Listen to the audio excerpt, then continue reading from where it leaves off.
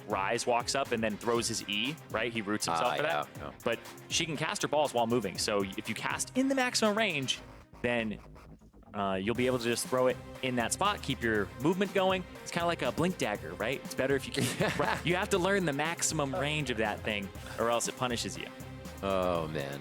It'd be funny if we had items to push each other around and stuff like that. Yep. Azir will be taken away from Febiven. No more Shelly tricks in games. Also, one of his strong champions. I feel like Febiven should be back on something that can carry the game.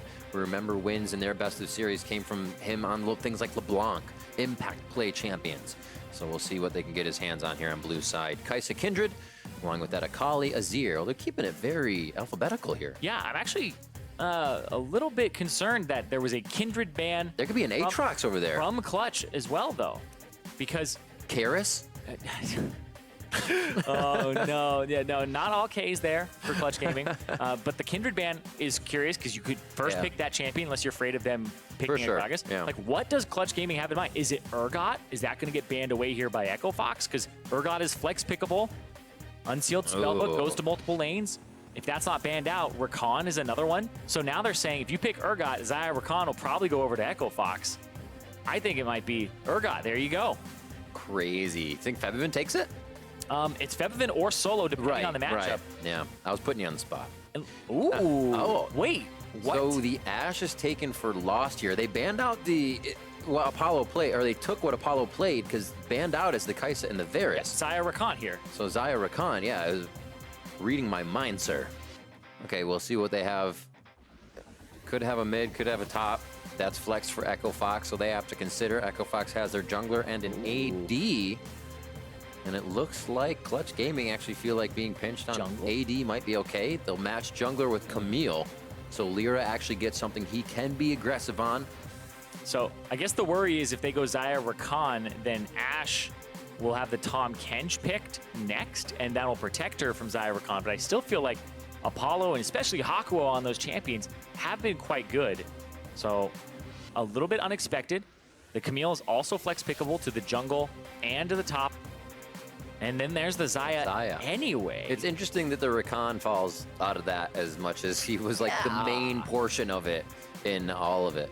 I actually thought Thresh could be something that comes in here, having Hakuho play that, and Smoothie, and it's definitely safety for somebody like Ashe that cannot get away from these situations. Ooh. Right now, they may lock in that mid lane, though. Damonte, 5 seconds left to take priority of that last pick in phase 1, and it goes over to Smoothie's Braum at the last moment. Okay, the Braum is actually quite good against the Xayah because you'll block the feather pass through. True. And then you'll be able to stop. You won't make it so that the feathers go through you and then they're behind your teammates, and then the pull back will happen in front of Braum instead of behind him. You can also block her ultimate too. So good usage there. Kind of almost as effective against like a Twitch with the spray and pray.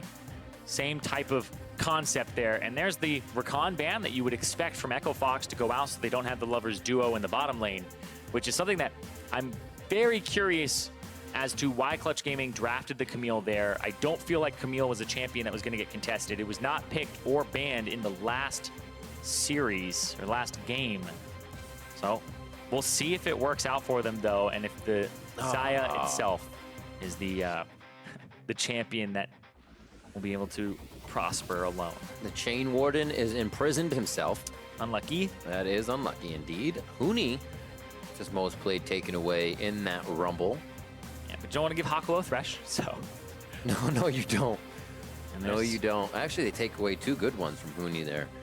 He has the Mundo up there still, Gnar. Renekton actually has 3 plays in the top lane for Huni. We saw a little bit of that throughout the season. What is it for phase 2? So I feel like, I was going to say, I feel like you go with a standard mage mid here, Cassio or Rise, or Orianna. And if you were going to pick your top, you would go Sion. But we'll see, because they want to know where the Urgot is going. Because Urgot plays both top and mid right now.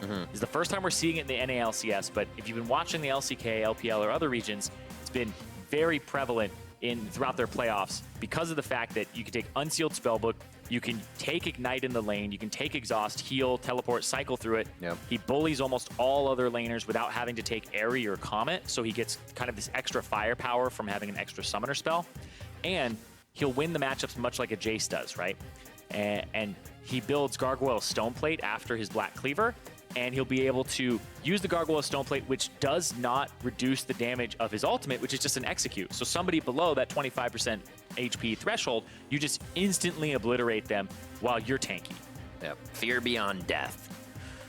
One of the ultimates in our game that actually alters the screen you're looking at because it's so terrifying. Oh yeah, the chains just clamping on. And is this a top lane Cassiopeia? It might actually be a top cast. Huni, we know him to play these versatile things, and that's what I said before. Huni's not a guy to kind of shift to the meta. Huni shifts to what would be outside the box even more. And we're gonna go ahead and get that Cassiopeia. 20 seconds on the clock is the last moment that teams can switch, so they all have a chance to adjust to each other. Players know this, and it looks like we might just be locked in for our comps. And Huni, playing the Cassiopeia, he has played 3 Cassiopeia games in his career, and I'm pretty sure a lot of North Americans will remember one of those games in particular, the top lane Cassiopeia up against TSM. People said Huni tilted them because it countered the Gnar pick, and they were tilted for that entire tournament afterwards. We'll see what he's able to do here, back with his carry pants on, not on the Ornn, looking to take it to solo in the top lane on that Urgot. Oh, the carry pants for this is so interesting, though. The playstyle, you think of Huni as dive in, dive out, not slither around and deal damage. I think slither in, stay in. That's kind of Huni's MO there. If he belonged to a house in Harry Potter, he'd be slither in, because that's what he's going to be doing this game. Gosh. Man, like, I'm so excited. I need a 5-minute break. Because he's the guy who comes up with those counter picks top lane. I remember Man. talking to him back when it was Quinn top lane, and he was like, oh yeah, just play Annie into it. I was like, play Annie into it? He's like, he experiments with everything. He's like, oh, Renekton counters Aatrox top. He'll try everything, and when he finds success with it, he's going to stick with it until somebody proves him wrong. I love that, because that mentality almost doesn't even take into consideration everything else on the map. You're just like, oh, this is good into it. Learn to play around it. Yep, play for lane, win game. Hey, that's how you play a support. That's why you take Ignite all the time. Smoothie, what are you doing with Exhaust? I see that. He's got the unsealed spellbook. He can swap it around. Okay. Gotta check. And Solo has it as well? Yeah, he does, of course. No, so go ahead. We will see where they decide to start off here. Echo Fox was very, very aggressive in the beginning of the last game, blowing LirA's flash on the Gragas right away. Here, just a ward. A little bit of vision can provide all they need, though. Same little back and forth here as it's mirrored. Oh, don't leave each other. That's the whole point of the buddy system. Oh, but Huni didn't actually know. He would have actually taken a bit more damage as he stayed in the fight. So the ward going down could have given CG an upper hand. Wait, oh, LirA says hookshot first. Thank you. Is anybody going to dedicate a flash? Well, I mean, does he have enough mana to actually kill him? Ooh. I think he's dead. No. Oh, he gets purged. Oh, it doesn't matter. He takes W first and still goes down. Huni, first blood, 2 games in a row. I think he got him with the corrupting potion there. Just the final tick of it hits him down with a little auto. Yeah, this is an auto attack. A little snake right there. So LirA's forced to take hookshot to start. Solo takes Purge, W to start in the top side. Another interesting start, and I'd say great for Echo Fox in those terms. Let's see it all over again. Yeah, he just starts going, okay, Solo is the target immediately. He doesn't waste any mana on LirA. He's like, he can get over walls. Stays in front of him. Looks like he gets hooked up there. The axe, the undertow from Dardoch, doing some work there to slow him. Another one, and then flash E, and there's the little snake. Snake in his knee. Smile. You know that it's like, yes, this is going our way immediately. It's got to feel good to have Huni back, because throughout the entire season, this was on record Huni's worst regular season to date and his worst playoff finish to date. Because this guy was known for smashing the regular season and then having kind of subpar playoffs. Then he went to Korea. They won. He ended up playing in the World Finals. And then it was like, is this a new Huni coming out? Had another great regular season. And then this was his worst one, his worst split that he has ever had. And now he started off this series on the right foot, and it's looking like Huni of old. And look how much pressure he draws already. Flash down for LirA as they go for the extended hook shot to get into that, hoping the red buff would proc Huni enough into the gank and be successful. It'll just be a scuttle to the top side. Vision is all there for Clutch Gaming. So, I'm sorry, not for Clutch. Those are Echo Fox's wards, so they're going to need to get a little bit on the top side of that map. And that means they have vision of LirA. Dardoch can make some informed choices now.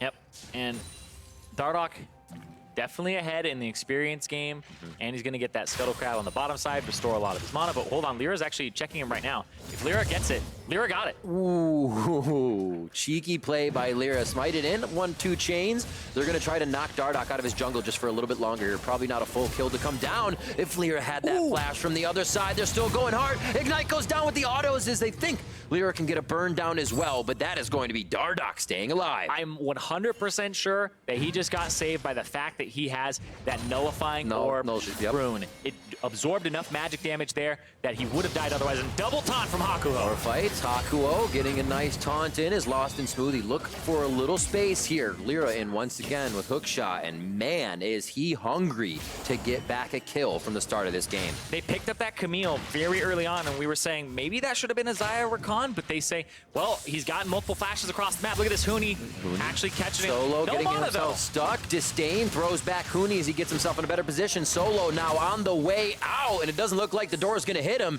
Dardoch, one more undertow, does get it to connect. He has no help, and yeah, Solo's flash is down, and he will also fall. Huni, actually, Dardoch picks that one up as they both have a kill and assist now. And that was really close. Solo, if he was able to actually reach Huni or deal any damage to him after that point, he might have been able to actually get one kill, maybe two, because he had no mana. Huni has nothing in the tank right here. Solo was just kind of contesting, and Huni's out. He's got nothing left, right? So Solo throws him around, doesn't get enough of the shotgun knees off, and now Dardoch is chasing him down, gets the slow onto him, but then not able to return enough damage here onto Dardoch or Huni to actually kill either of them, but get both of them very low.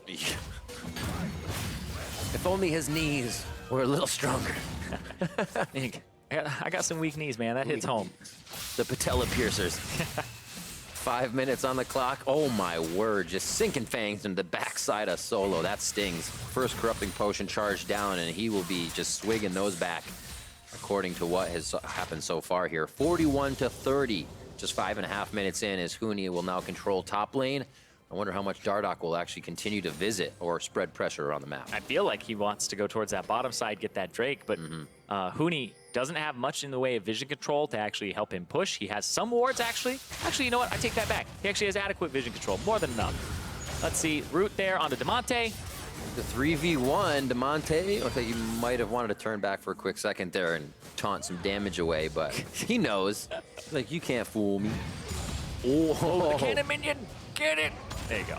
Boom, AoE slam. Yeah, sometimes it moves right when you throw the Q, and it dodges better than some of your enemies.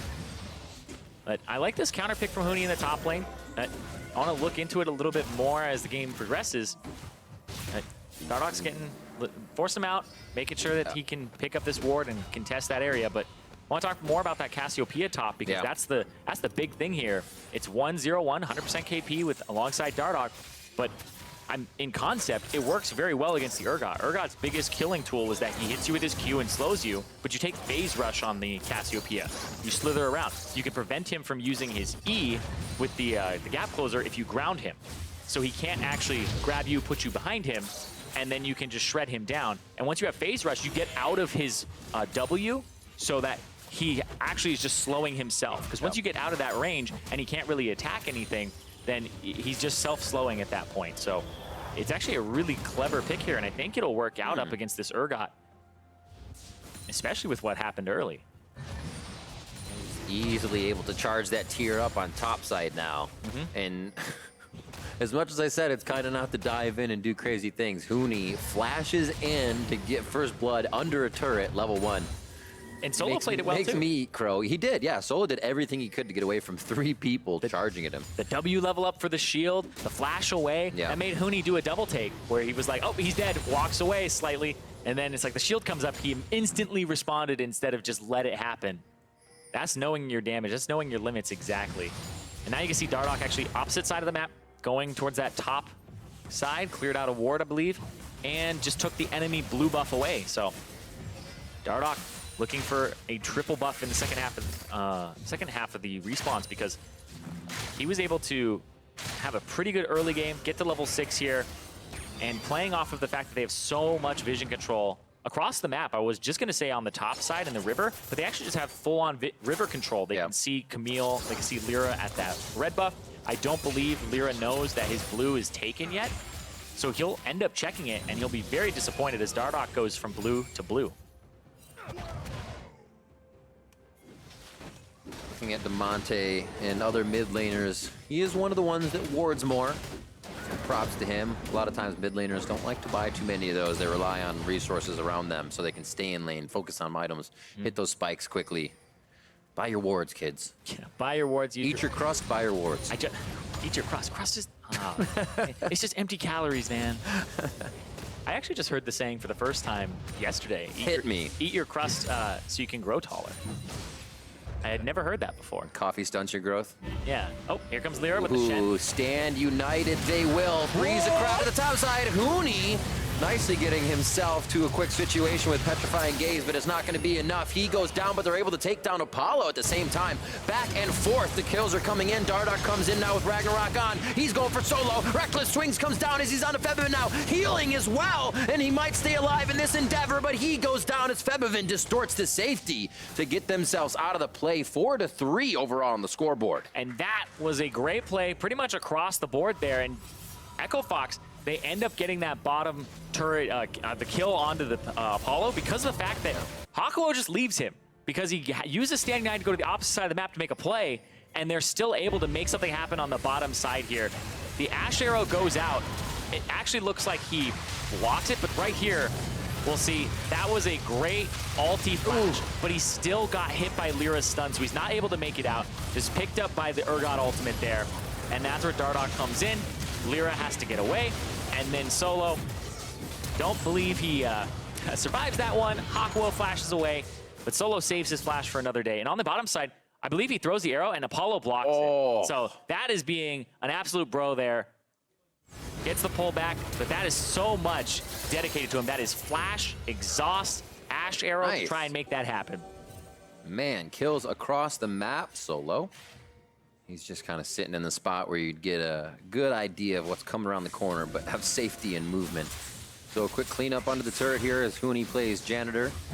90-81 as CS closing in for Solo. Much better game for him. Even though he's died 3 times, I feel like he's going to be able to put up a bit more of an impact factor in this one. It's like, it's easier to have a better game than the last one. He's not 0-3, he's 1-3-1. So it's definitely an improvement. Not much said about that. Not much, but he'll have that core item maybe when the team needs it. Yeah, and he's not up against the tank that's actually smashing him, so the tank will be better in team fights as well. And that's kind of the thing I'm looking at here for Echo Fox is they made this composition with damage in mind. They have a physical damage jungler, they have a physical damage in the bot lane, but then they have a mage top, and then they have their tank mid who also brings some magic damage to the table. So overall, it's kind of still a 2-tank composition, or counting Braum as like a half and Olaf as a half. So it would work out, and with a lot of sustained damage that's both magic and physical. Looking back at what I said before, we saw Clutch Gaming's upsets come from more than one member, more than 2 members, usually LirA, Febiven, and Apollo, all being able to come together very strong. Like I said, Solo becomes that rock, but when those 3 can have a decent game, we're even seeing it here much closer to start.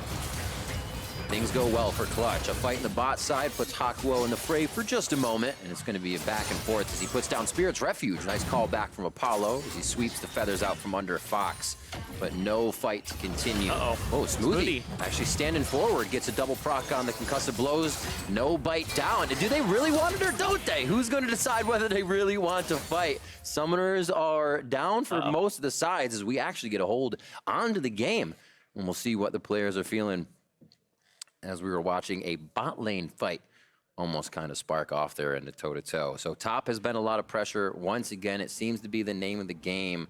We as I said, we wondered if Huni would come back from being sick, if he would be in form, and the team's up there to give him the resources. Yeah, and from what I'm seeing, pretty much everybody in the game just said, did you just have lag? So that explains that moment there. The little bloop. Yeah, it looked like Apollo, like that ultimate should have been a little bit earlier, and the pullback should have been available. So yeah, it seems like everybody just had a little bit of a hiccup there on stage, which definitely affects those moments where people are in engagements. So For sure. Get that test. The moment you want to go. Oh, really? The moment I wanted to. No, I'm just kidding. But looking at, as I was saying before, Clutch Gaming has a much better start to this game. You look at Echo Fox's CSD at 15, plus 21.5 to -3.5 of clutches. So that's a big, big difference that's kind of being closed in this game a little bit for Clutch. They're having a much better start. Still there in favor of Fox, obviously, from what we've seen, but Clutch almost needs to have these good early starts. They can't do with anything being behind in the early part of the game. Yeah, and Clutch Gaming, they're still down, though, 1.1k gold. The kills are 3 to 4, and there hasn't been even been a turret. This 1,000 gold is coming from some of that first blood, some of the assists that they have a little bit more of, and also the fact that they've been able to get some of those objectives, like the Rift Herald, but also just CS across the board. Huni is up, Dardoch is up, Damonte is up, Lost is up. Everybody on the team, save for support, because I'm not going to count them. Hey, if man. you're taking CS, then you're a bad teammate, unless you have Relic Shield. That's the only time.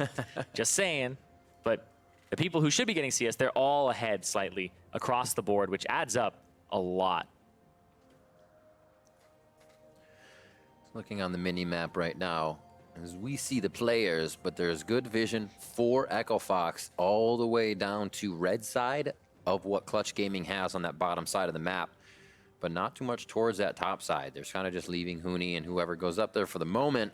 So we might see Dardoch start to focus a little bit more towards this bottom, maybe start to up that Drake percentage we talked about being around 58%, the second highest Drake percentage in the league going to Echo Fox. So maybe they'll focus there. Yeah, because Dardoch likes to take those Drakes as soon as there's an opportunity. Somebody goes, kills Huni, then he's going to go pivot, go to the Drake, or if he's on that side of the map, counter gank and make a 2-on-2 happen. So we'll see what they end up doing in this game, because that Cassiopeia, I feel like you need to get it off the ground. You need to get it in the air, need to get it flying. Yeah, well, they do have what looks like, or his jungle can be cleared on the bot side as he just took away top, so maybe we will see Dardoch doing that. Right now, we're going to go ahead and throw it over to the State Farm analyst desk to get a little discussion on the game. Thank you very much, gentlemen. While the refs and league officials take a couple moments to investigate the issue on stage, we get to break down the game about 12 minutes in. This one much more competitive than the last, at least in the fact that Clutch Gaming has found a couple kills around the map. And so I kind of want to identify what it is that's going differently this time around than in that first game. I think the first thing that stands out is just with this draft, how much more control and agency that they kind of have under their own hands. Like, you have Camille, which has made a lot of attempts, not all of them working out or connecting. LeBlanc has been able to roam, the Urgot. So yeah, not all of them. Not any of them. Hey, flashes have been blown. Yeah. So kills have been picked up. They have better tools in the early game to contest Echo Fox, and you see that they are still able to find kills because of that. Right. I do think that I like what Clutch is doing. I think it's kind of what we were talking about in the previous segment about just trying something new. And it does look like their draft is pretty much just a player on topside draft, because you got Shen support. That's almost always indicative of wanting to play top. Then they've got Camille, who, you know, he tried a level 2 gank. He did attempt it. He almost hit the E. He almost hit it. But, I mean, you can tell they're at least trying, right? And then Febi's on LeBlanc, which is a super strong pick right now. Very good playmaker. So I do like to see them switching it up. Yeah, the start was not good, though, at all. No. That's not a good start to playing around top. To playing around top, exactly. So the fact that they pulled it back to this point and it hasn't completely fallen apart is a bit of a good side for Clutch. But, I mean, just watching this, not only does he burn Flash, he also dies, but they get Huni's Flash. So that's why the Camille tried a level 2 Flash gank. That failed. That should have worked, though. It should have worked. I do have to fault him on that one. That was a pretty big mistake. Solo just being pushed up, like doing the enemy's Krugs or whatever he was doing, was a little aggressive. peculiar. But like, I do think that this is not a bad draft to try and beat Echo Fox with, where it's a lot of playing around topside. Huni plays a pretty volatile matchup where if things start going south, you can start diving that Cassio over and over. And they did turn one. I was going to say, that was the not so great on the top side for Clutch Gaming. We do have to recognize what did work well for them, bringing LirA up, bringing Febiven up, pulling off the dive onto Huni, while on the bot side, Apollo was able to pick up a kill in a 1v2 under turret. And so, again, salvaging a lot of gold in that fashion, still behind a bit in the game, but much closer than it was last time, as we talked about, you know, a near 5K gold lead so early on in the game. Going off what you said, I have to give Apollo a lot of props for that play he made there, because that's one of the plays that does not feel good to make, and it doesn't make you look good. But I gotta point it out, because what happened there is the Shen ult was going off to make the topside play, and AShe had a clear line of sight to stop the Shen from ulting, and Apollo probably knew he would die if he took the arrow, but they needed the Shen ult, because if the Shen ult didn't go off, they probably all would have died topside. So Apollo basically like had to sacrifice himself by walking into the AShe arrow, and he played it really well. He was able to pick up a cross kill, and so I think that's a really good example of a player just being put in a hard situation, but making the team play, like sacrificing for the team, and overall it was still very good. And I think that this is probably a better way to beat Echo Fox than trying to like attack the bot lane or something, where like we'll let Huni run wild on top side and we'll run wild on bot side. I don't think that's actually the best way to do it. I think you get these kind of volatile Lucian Maokai things from when they failed in playoffs way back. I think if you put Huni in positions to fail and then actually force that to happen, that's a better way of beating like these kind of Huni-led teams.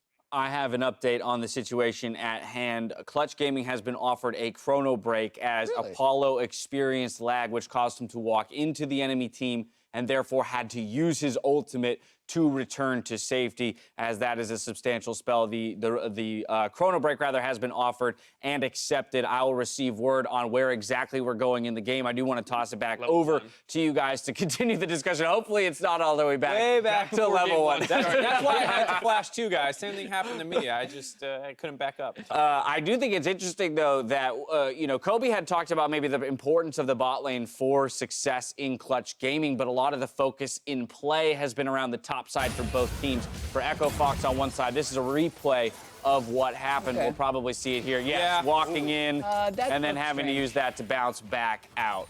Yeah, I don't think you want to run melee range on Braum, so I believe there was a little something funky going on. It's tricky, though. Like, sometimes, I mean, I trust League Ops' call, but, like, if that was me playing Xayah, I probably would have just clicked in front of the person instead of clicking the champ, because I don't use attack move, which wouldn't have worked that well.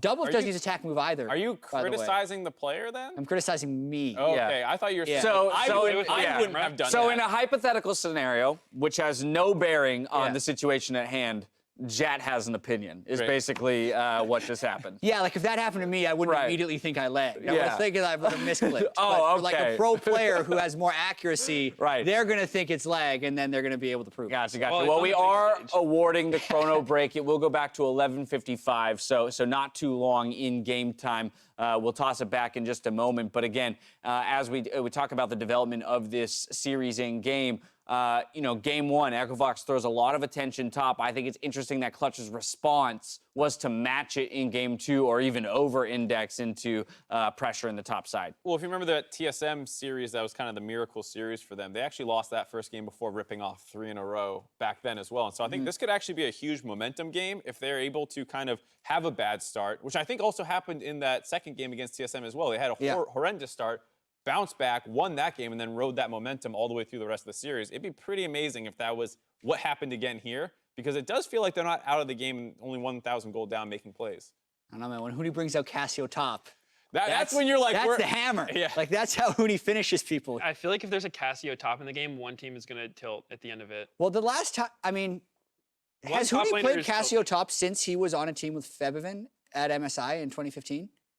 I feel like that was the last time it happened. I've seen it. I don't know for sure. You sure it didn't happen somewhere? No, I'm not. In the I was gonna say I feel like somewhere in the Immortals years. For the sake of the story, let's say the last time he broke out Cassio was in. And you got to be careful what you do with that, because not only you're trying to unlock old 2015 Huni, you might accidentally unlock 2015 Febiven, who, remember, as I mentioned, solo killed Faker. He solo killed Faker. Febiven hasn't had a solo kill all summer. Maybe you're trying to get back there. If there's ever an accolade to have, it's that you solo killed Faker, not that you went to the semifinals of the World Championship, which Zirene did mention I won a solo game against Faker. Oh, did you? Yeah. Oh, that's pretty sweet. Which ping, though? 60. Yeah, so there you go. He just wasn't used. All right. It doesn't mean anything. We're going to head to a quick commercial break. Everybody's just saying that they're ready, and we're going to have an unpause here in just a second as Solo back on after the reconnect.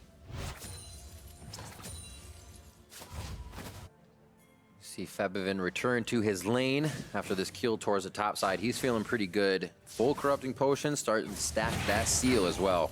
Yeah, the 4-stack Dark Seal. We'll see what he's able to do on this LeBlanc. Medios was talking about it. great playmaker, and Jat was talking about it. 0 solo kills for Febiven this It's split. kind of crazy.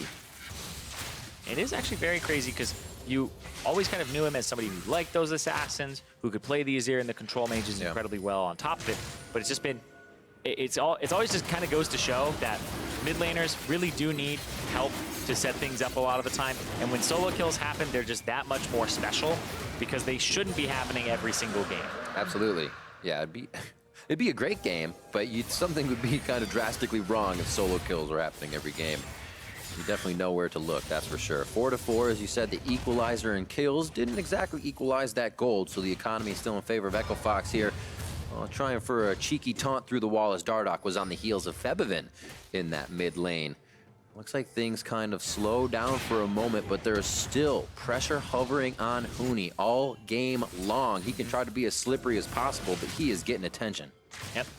And I wonder what his forward percentage is this game because honestly, he normally plays very far up. We're talking like 44% forward percentage for this guy, where he spends the majority of his time on the other side of the river. But this game, he's just been under turret. They see Dardoch on the bottom side of the map. Damonte is now coming up from mid. He's sacrificing mid lane to get in range to like use his ultimate just in case an ultimate comes out from LirA.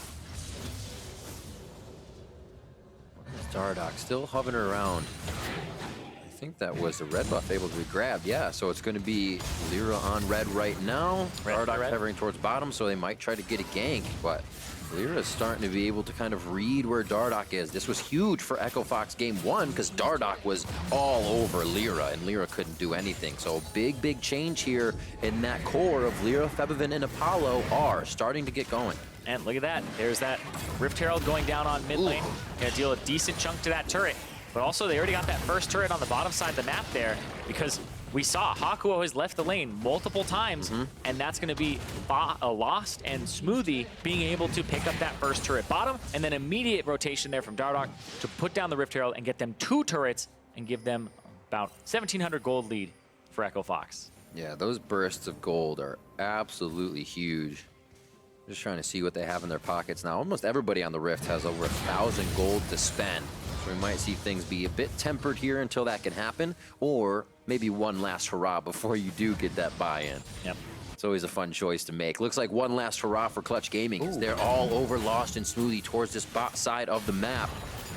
A little bit of pressure has Huni pushed up, so he wouldn't be able to teleport as much. He does leave turret range, though, not knowing what's happening. Yeah, and here comes Dardoch towards his blue buff here.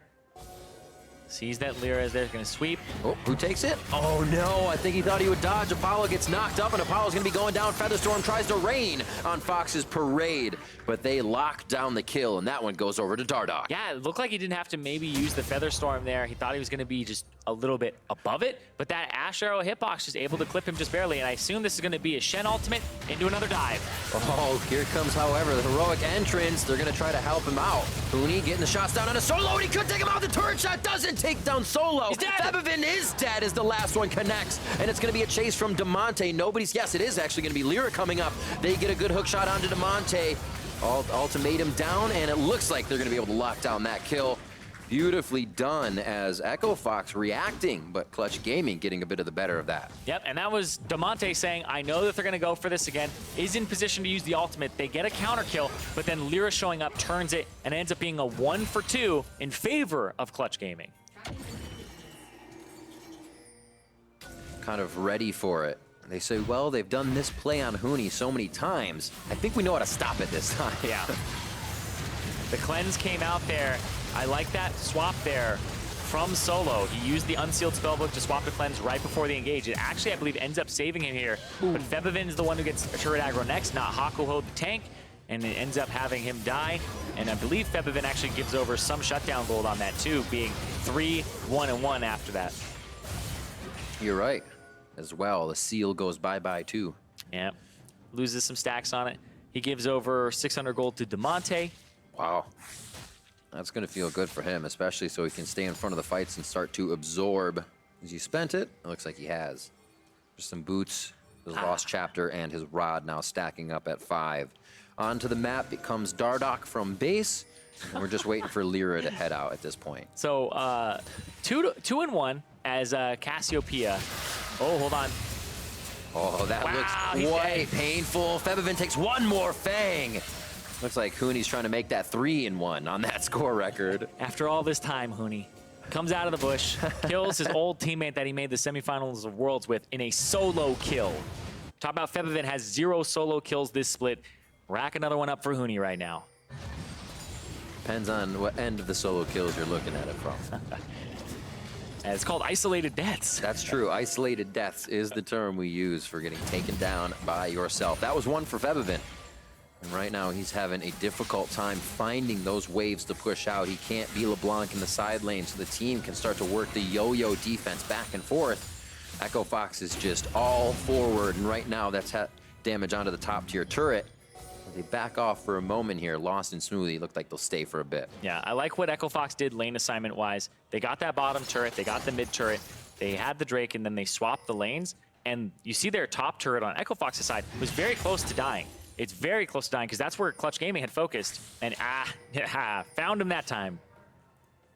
The snake in the bush only works once. Let's see here. For Dardoch. Ooh, Paulo Feather Storm is out, but they take him down immediately as the bot side of the map is really going down. Nice job by Febiven. It takes out Huni. He says, I'm going to get this back. Yep, that was a 2-on-1, but he still gets a counter kill. And now Echo Fox are going to go towards that Baron. See, Febiven's on the bottom side. There's no potential for a smite steal because LirA's dead. This is up to Solo and Hakuho. How much do they want it, though? That was a for sure turn for Echo Fox. They knew that was something they wanted to do if Baron was tempted by Clutch Gaming, and Echo Fox say, no kill. We just kind of wanted to skirt around the death there for a moment. 9-7 is 20 minutes on the clock hit. Why not try to pressure Baron at 20 minutes if you're already this strong? Yeah, and then they're going to rotate and go towards that Ocean Drake and pick that one up for themselves. Right here, Huni, LirA checked it, turn with the ward in the bush, and then just unloads damage on him. Gets the solo kill onto LirA. That's 2 solo kills for Huni in this game right off the bat there. That's one of those fights where you're like, no, I didn't need help. He was just there. 1v1 me, man. Yeah, those are the ones where you get a little salty, but at the same time, Feels good. Gotta feels get it back. great when you're able to pull multiple people towards your lane. And you can see now he has the Zhonya's Hourglass, something that a lot of Cassiopeias actually forego in their build early, especially. But because he was up against Solo and he's going to get ganked by LirA, it's a lot of physical damage that'll come his way. So I actually really like this item build path from him. Makes him very tanky. And you can see he's got some more HP on the way. So much clearing for Huni. It's actually, I was going to say, be pretty bored as a side laner in this one, but not this game. There has been action in the side lane the whole time. Damonte will start to clear top.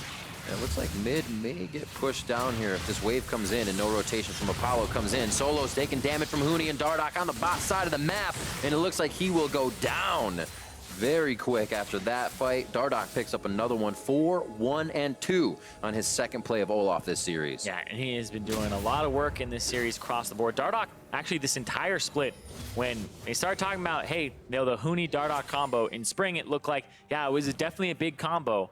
But this was one during summer that Dardoch was doing a lot of heavy lifting in it. He was playing the Kindreds, the Graves, and there were multiple times where it looked like he was just going to have a really great season and be considered the best jungler for all pro votes. I believe he ended up number 2 behind Xmithy because just a few of his games at the end there kind of took him out of the running in a lot of people's minds, but he has just been fantastic all split long. And for Dardoch, as we said before, we haven't seen him this regular season on the Olaf. Obviously plays it, but what a way to come in here in the NA Regional and kind of just put down the powerhouse play on this champion. 139 CS to 112 for LirA. And LirA's been trying to stay very active this game, still falling behind. Yeah, falling behind, but he's getting those flashes. And Huni. Huni ready to start a fight 3v1 so the team can recoup and reinforce with him. They are able to take down LirA as he comes out of the jungle, and the rest of Clutch Gaming is forced back. Is there a pick here looking for Febiven as he seems to hide off in the wing, hoping he'll find one person, but I don't think he's going to get the straggler he's looking for. It's going to be so hard with the Galio there. He'll just hold down the taunt. If he can snap cast that, catch you, you're going to die. He's got to time this. He's got to think. Hakuho is going to be his eyes right now. If he can get in, he just needs to clip the edge of that. Ward goes over. They are actually hitting the ward, giving vision over to Febiven. That was kind of scary for a moment. He gets himself out safely. Solo disdains in. Doesn't really get any flip on anyone, but they are still going to back out. Fox says, we just want Baron. No fight. No fight. Yep. That's a 23-minute Baron for them. 6,000 gold advantage for Echo Fox, almost 7. And there's a TP back mid from Huni here, just to keep himself out on the map. Now has the haunting, guys. What, another TP? Yeah, jumping on Huni is just, I think it's Smoothies, right? Yeah, it's a summoner spell TP to get him out on the map. Yep. From the unsealed spell book. And right here, like, when I'm looking at Huni's build, it's so hard. And oh, LirA another so one. low, he flashes into the wall. He gets taken down, even with the Sterix gauge coming up for a little bit of HP. That was going to keep him alive.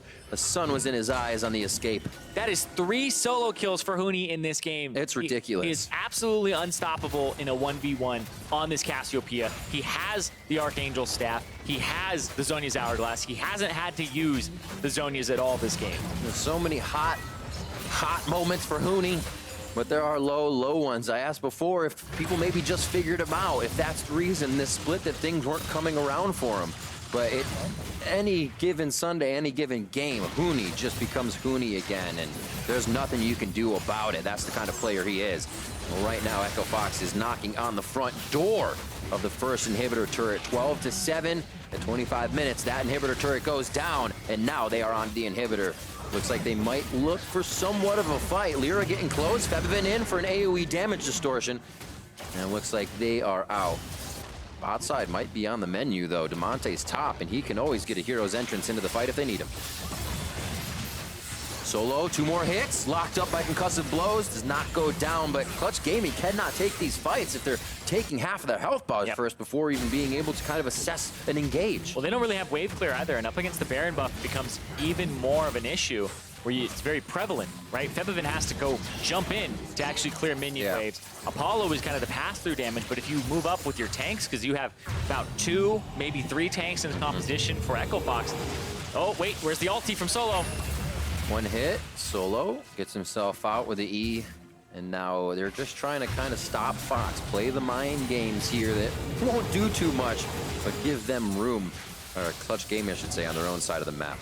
Yep, and Echo Fox, 26 minutes in, at an 11,000 gold lead. Another game where it just looks like they're going to reset, potentially get the Infernal. We'll see this one more time here from Huni. He sees LirA clear it, the flash ulti. Oh, word. And then LirA can't do anything about this. He has to walk forward. That Miasma keeps up against the wall. He can't flash until he's there. It doesn't even flash the wall.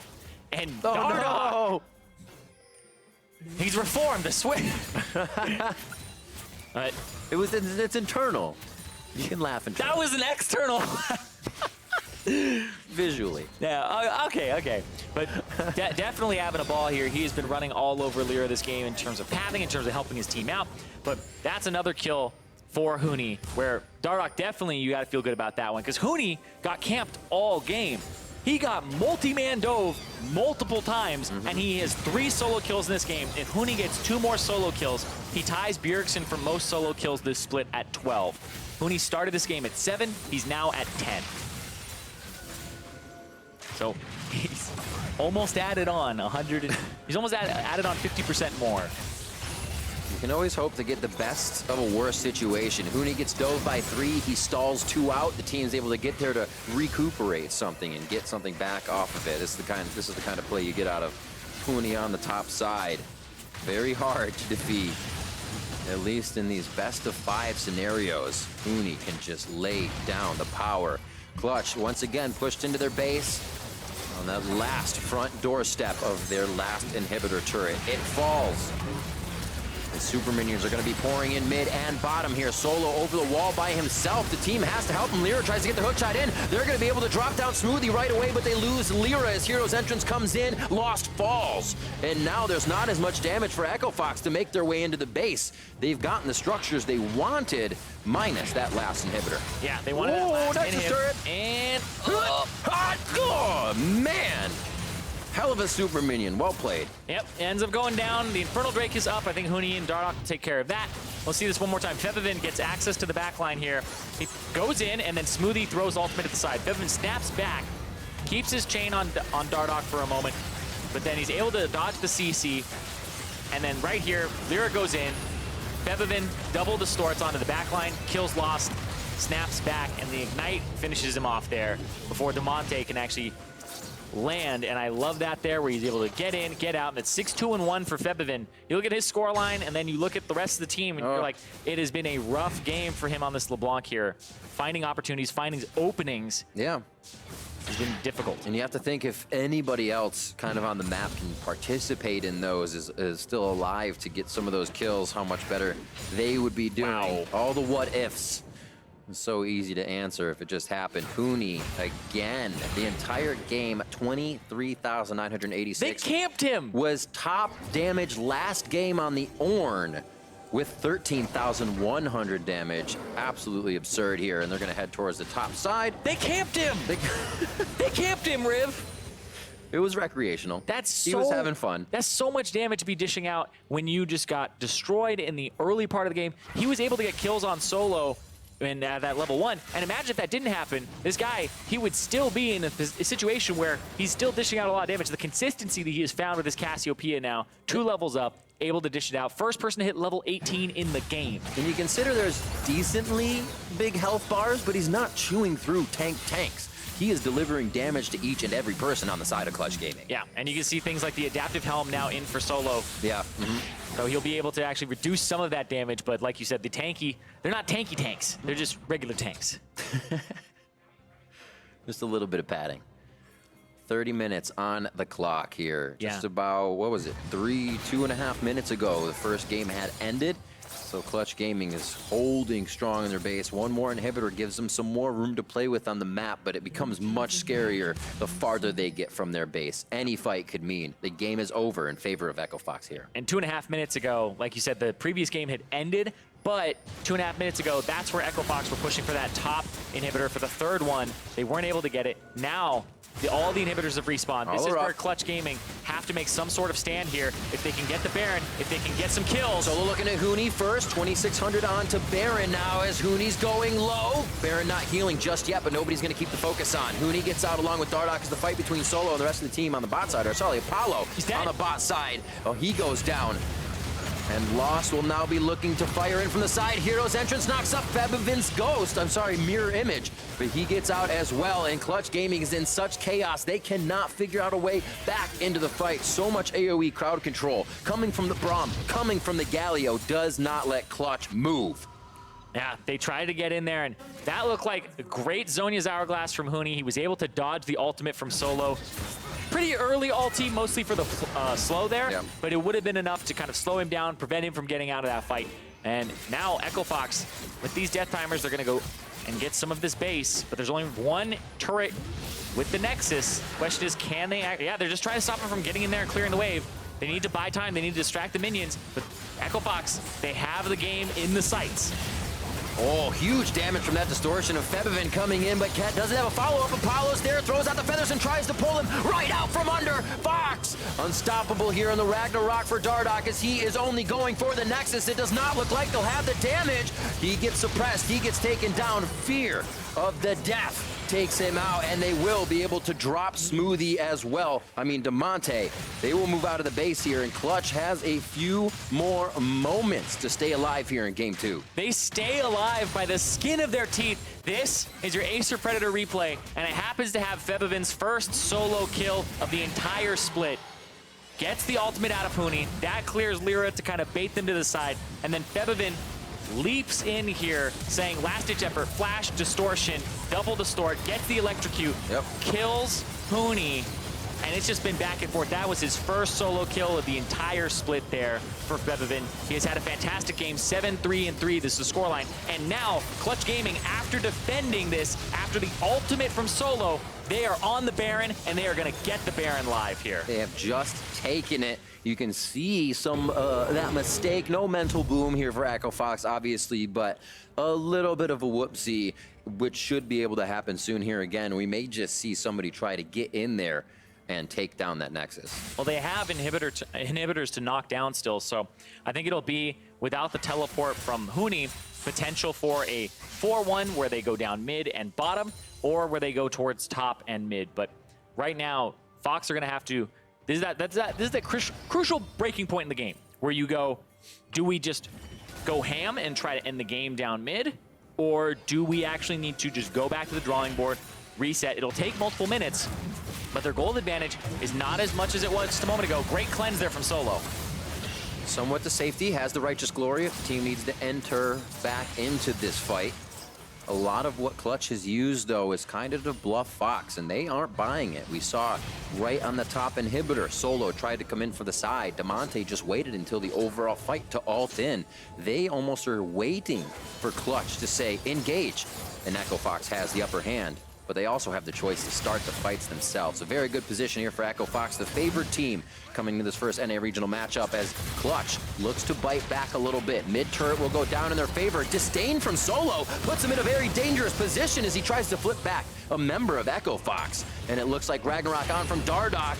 He'll try to get himself right into the fray. Apollo firing Feathers back. Featherstorm comes out, and now he's in range for the undertow. Reckless swing coming in from Dardoch. Strikes him down from the heavens. Solo low, but it looks like he'll be able to purge the damage. No, he goes down as well as Huni sinks his fangs in once again.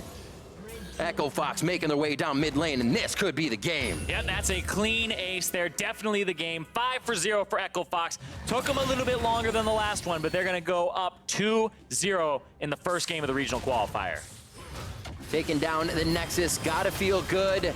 Just about 7 minutes more than game number 1, but Echo Fox on course to take this series. Echo Fox came in.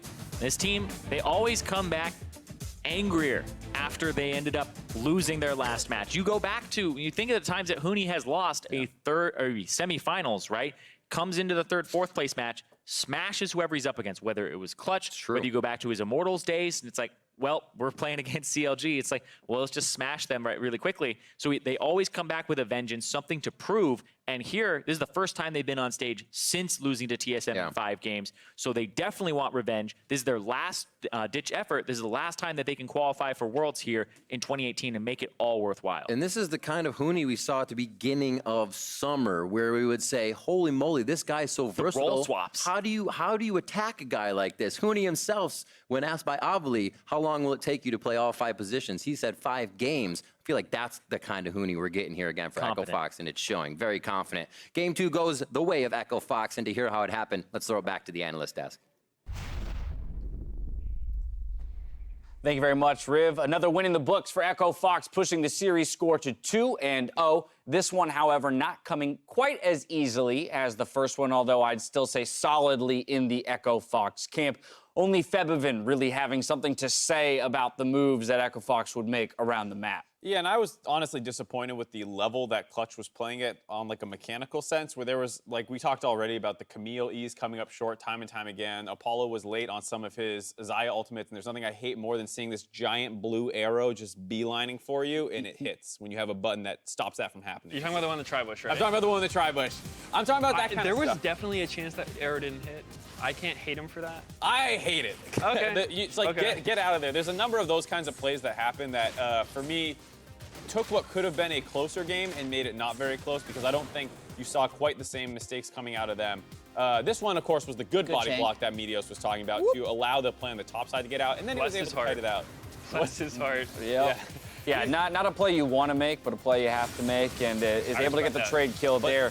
Baron's picked up, though, for Echo Fox. This is one where Medios and I were talking about how people were playing. Oh, it's already happened, where people were just like going in late. The Camille was just ulting someone on the top side. Here, mechanical misplay the here. fail flashes into walls. Like, you might be dead anyways, but you don't want to see that. Both Apollo and him had flashes into walls later on in the game. Like, it's just stuff that when you're watching, you can see they're not playing cleanly, and it would have been a tough series if they were. Right, and I do think you're right that, Clutch isn't playing particularly well mechanically, and I do think a lot of times that can just come back to, like, if you have an uncomfortable team atmosphere, like I was talking about before, a little bit like maybe their trust isn't there. I think it can make players uncomfortable, and you're just naturally going to play worse. So to me, I think some of that's happening within Clutch, for sure. Now, that gold graph is what, says to me that there is very much still the Echo Fox, the things that we attribute to Echo Fox in that they can throw leads back, because there were moments throughout this game with tons of control that they perhaps could have closed the game either more cleanly and quicker, and they still found some of those situations where they're handing kills back, not to the degree that they'd lose this game too. But it gets dangerous, Jat, as we track the success of this team and the idea that they'll be facing a TSM and a Cloud9 to follow. Yeah, I don't think that Echo Fox has turned this massive corner and now they're going to be the dominant team that goes there, but they're doing exactly what they have to do to be clutch. I like the fact that they pulled out the Cassiopeia top against an Urgot to at least make people think about that matchup now that Urgot is so firmly in the meta. And yes, they had that throw. They've done that about 18 other times this split, so I don't think it's going to worry them too much. I think they're playing pretty well. Yeah, without a doubt.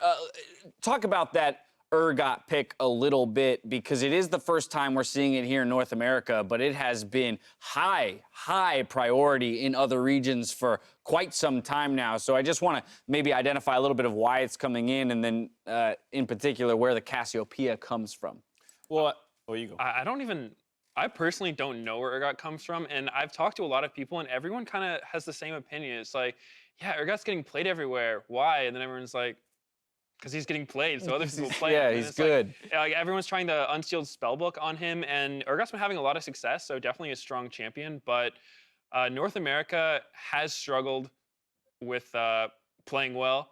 And just across the board. Wow. What a blanket statement. Let's narrow that in a little bit. It's one of our weaknesses as a region. We do a lot of stuff great. Playing well. Playing well is not always one of them. It's a regional weakness. But I will say that maybe we don't pick up Urgot as fast as the other regions, so maybe all the NA players haven't practiced as much Urgot.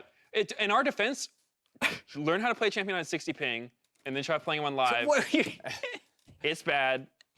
To circle back to the Urgot a little bit, conventionally there are some strong things.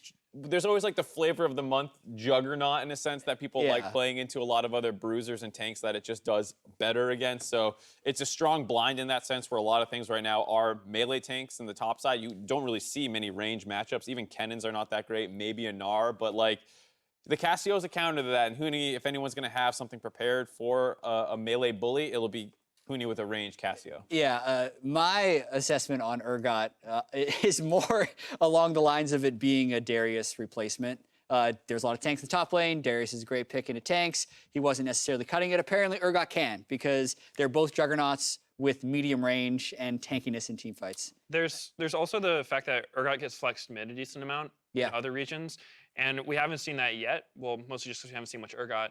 But it is, that can tie into the strength of a champion. It's the ability to like flex it around, which makes your draft a lot stronger. Yeah, the Urgot versus Victor was the craziest one to me when I saw it, because like we've actually seen Darius mid, but it was into Renekton, it was into Aurelia. It was never against a range champion, which was the weirdest thing to me. So I wonder if a slightly better start to that game and Urgot actually can beat the Cassiopeia. Urgot does have a dash, which is a big thing that a lot of juggernauts don't have. Yeah, I mean, I thought they were relatively close to executing what that game plan should have been, which is camp and dive top a lot. And some of the Galio ults were late, some were on time. It was back and forth, but then you factor in all the other kind of random deaths that happened, the level 1-1, the Krugs one, the short on the Camille E, and you think if Clutch can clean that kind of stuff up, that's why I thought this approach overall made sense. Right, remove some unnecessary deaths, clean up the mechanics, and perhaps that game starts to go, a little bit more in Clutch's favor. Echo Fox has elected to go back to blue side here for the third game with side choice. No substitutions coming in, really no surprises there.